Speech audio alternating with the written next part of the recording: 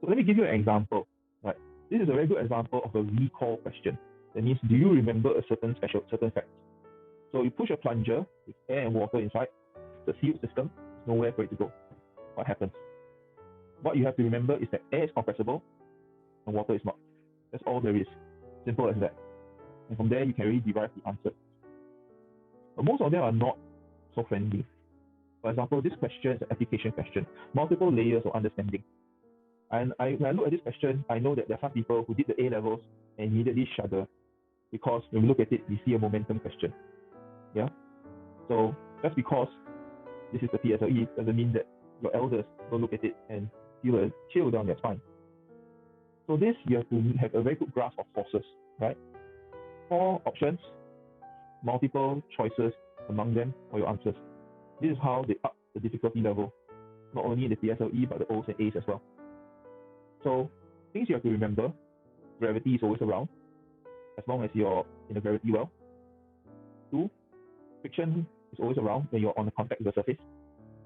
And 3, just because you're not moving doesn't mean that no forces acting on you. It simply means that you are in a stable system. So very quickly, from A to B, there's increase in gravitational force. False. Yeah. At B, the ball starts to drop. There's no forces acting on it. No, it's dropping because there is a force acting on it. Specifically, gravity. W is true of gravitational potential energy, not gravitational force. Why? Heat is produced as ball rolls from point C to D. Yes, because of friction. And Z, at point D, there are no forces acting on the ball. Also not true. Yeah. So only one of them is correct. Why? They're asking you which of these are not correct.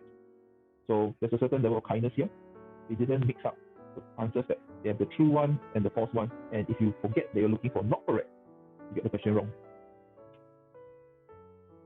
So this question very much is a trick. They ask you which of the following statements of the process of breathing is correct.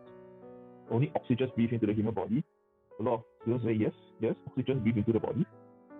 Only carbon dioxide and nitrogen breathe out of the body. You breathe out CO2, right? Only oxygen and carbon dioxide breathe in and out of the body. Well, you breathe in oxygen, breathe out carbon dioxide, right?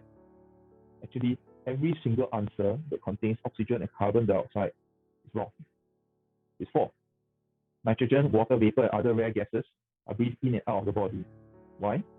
4 is describing the content of atmospheric air. Your body exchanges gases with atmospheric air. So only certain gases come in and out of your lungs. Not true. This is what I meant earlier, that there's this memory association. To study, you know that your lungs take in oxygen and give out carbon dioxide.